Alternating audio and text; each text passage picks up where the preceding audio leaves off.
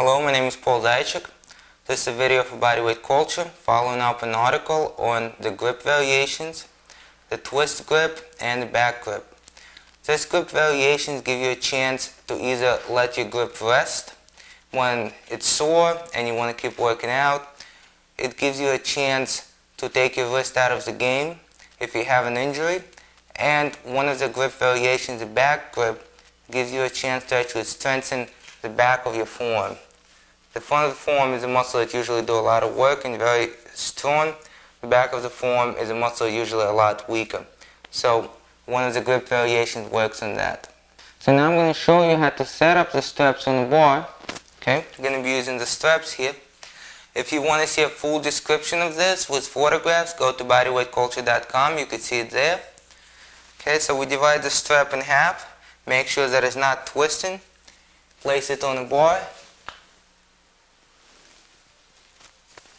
Then you take each side and you place it into each other, like so.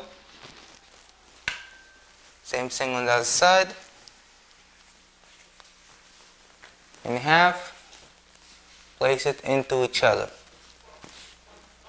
Okay. Now the easiest grip to perform, which relies on friction and relies on the shape of your hand, is a twist grip. So what we do here is we place the hands into it and then we twist. You can twist in one direction or the other direction, that depends on you. Okay? And then from here you can use these two fingers to place it around the strap, or these two fingers, that's up to you. And from here you can do the pull-ups with a lot less strain on your middle epicondylitis. Okay? Like so. So that's one variation. Now if you do not want to twist, you don't have to.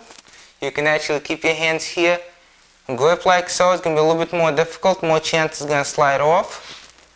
Like so. Perform the pull-ups this way. Okay. Now we can twist a few times and actually keep the forms like this. Okay. When the forms are kept like this, you're working on the back of your forearm. Okay.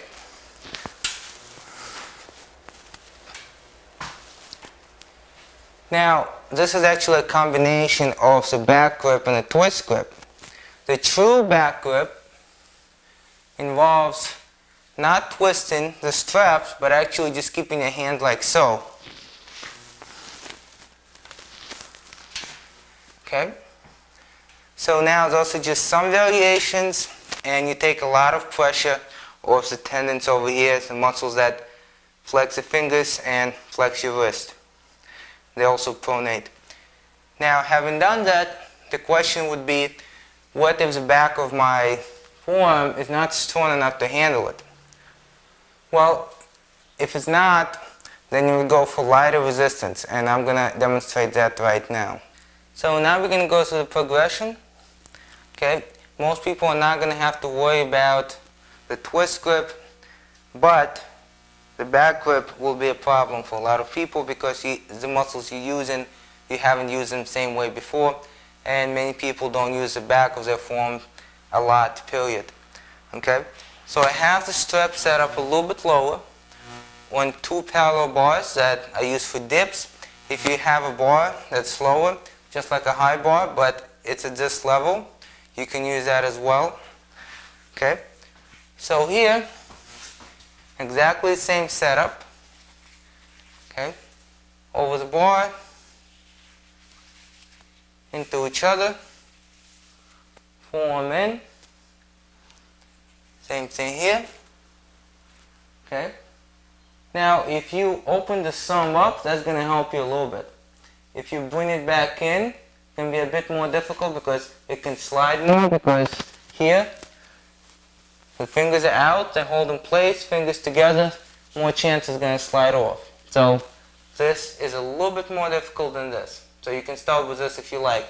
Just be aware of the fact that this tendon is very underused in most people. There's a high chance of injury, so be careful with that. Okay. I'm going to demonstrate with my fingers together. You can start with your fingers apart, just be careful. Okay, so we're here. We start with knees bent. Pretty easy. Okay. Having done that for a while, we're going to extend the leg. Keep one thing in mind. You do not want to keep the small distance of travel up and down. You want to go all the way up and all the way down. Okay? For a lot of people, this is easier on a bad grip. Just to do this. This is the most difficult part. Because you have to, at the bottom of the movement, hold with the back of your forearm. You can't cheat and move the arm into a more favorable position. So master full range of motion first. Having done that, we're going to extend the legs. Okay?